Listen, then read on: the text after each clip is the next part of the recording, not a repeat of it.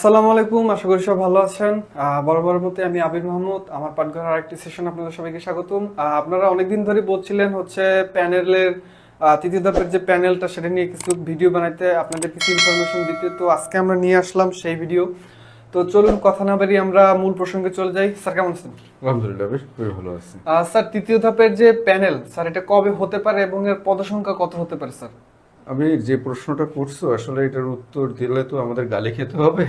বিভিন্ন সময় দেখি যে আমাদের বিভিন্ন জন গালিগালাজ করছেন, তো কখনো কখনো সেটা সীমা অতিক্রম করে। Exactly sir. তো আমরা কাউকে ওপেন করতে চাই না, কারণ প্রত্যেকের মতামতকে আমরা শ্রদ্ধা করি।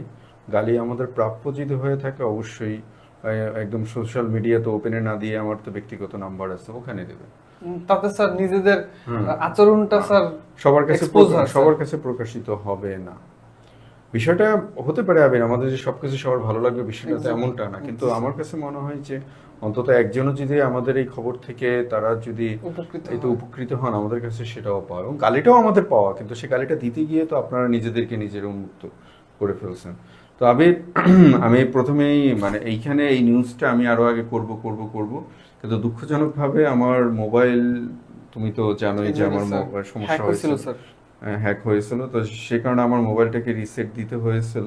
তো যার কারণে প্রাথমিক তৃতীয় ধাপের নিয়োগ সম্পর্কে, অর্থাৎ কতজন কোন উপজেলায় সুপারিশ পেয়েছিলেন এবং কতজন জয়েন করেছিলেন, সেই তথ্যটা আমার কাছে ছিল, কিন্তু দুঃখজনকভাবে সেই তথ্যটা আমি পাচ্ছি না। ওখানে স্যার মুছে গেছে স্যার, হ্যাঁ, রিসেট দেওয়ার সাথে সাথে। রিসেট দেওয়ার সাথে সাথে ওইটা মুছে গেছে, আমার কাছে ব্যাকআপ ছিল না। আমি চেষ্টা করেছিলাম, সেই তথ্যটা পেলে আমি মোটামুটি ধারণা দিতে পারতাম যে আসলে তৃতীয় ধাপের প্যানেলে কতজনকে নিয়োগ, মানে নিয়োগ তো এটা তো সম্পূর্ণ অধিদপ্তরের বিষয়, সেটা তো আর আমার বিষয় না।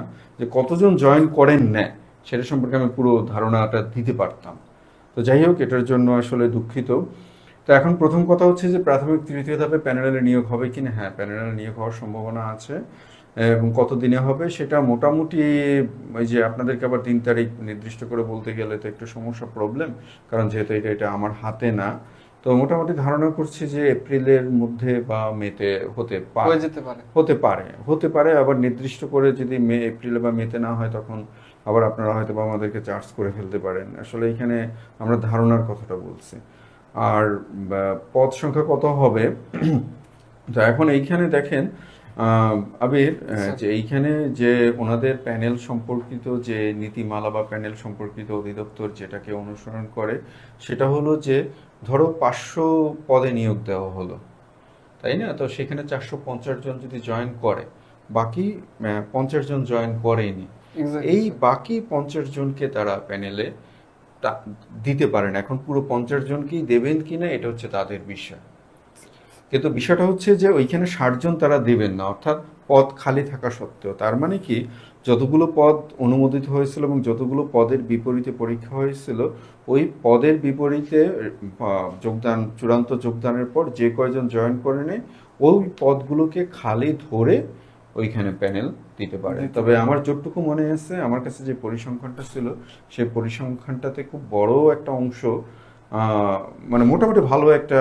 সংখ্যায় যোগদান করেননি। করেন আমি ঠিক এক্সাক্ট এই মুহূর্তে বলতে পারতেছি না। আর ইনশাআল্লাহ স্যার, সামনের ভিডিওতে আমরা যদি পাই, আমি চেষ্টা অবশ্যই। করতেছি, সেই তথ্য যদি পাই আমি পুরোপুরি জানিয়ে দেওয়ার চেষ্টা করব। আর অনেকে আবার প্রশ্ন করেছেন যে স্যার, প্রথম ধাপে এবং দ্বিতীয় ধাপে আবার প্যানেল দেবে কিনা। হ্যাঁ, এটা হয়, একাধিকবার প্যানেল হয় ব্যাংকের পরীক্ষাগুলোতে, 3বার 4বারও প্যানেল হয়ে হয়েছে। যায়। এটাও এটা তো হওয়ার সম্ভাবনা আছে, কিন্তু যেহেতু এই প্র্যাকটিসিংটা বন্ধ ছিল অনেক দিন, প্যানেলে এই প্রথম মনে হয় প্রাথমিকে। হ্যাঁ, প্রাথমিকে প্যানেল এই প্রথম। প্রথম স্যার, আগে হ্যাঁ, কখনো হয়নি। আগে কখনো হয়নি প্যানেল। আগে একটা প্যানেল রেখেছিল, এটা খুব সম্ভবত 2010-এ। আচ্ছা। হ্যাঁ, এটা মনে পড়ছে, আমার যে মাধ্যমিক প্রাথমিকের যে নিয়োগ ছিল, সেই নিয়োগ প্যানেল করেছিল। তো ওইখান থেকে ওই প্যানেল মানে একটু ঝামেলা ছিল, পরে অনেকেই ওইখান থেকে হাইকোর্টে মামলা করে তারা চাকরিটাকে স্থায়ী করে নিয়েছেন। এটা অনেক আগে, 2010-এর দিকে। এরপর থেকে আর প্যানেল করা হয়নি। তো এখন তারা কি চর্চা করেন, কি প্র্যাকটিস করেন, সেটা তাদের উপরেই।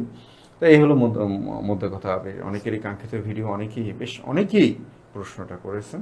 তো প্রথম কথা হলো প্যানেল হতে পারে, এবং এই প্যানেলে মোটামুটি ভালো একটা নিয়োগ পেতে পারে। Exactly sir. এটাই। স্যার, আপনার গুরুত্বপূর্ণ সময় আমাদের স্টুডিওতে দেওয়ার জন্য অনেক ধন্যবাদ।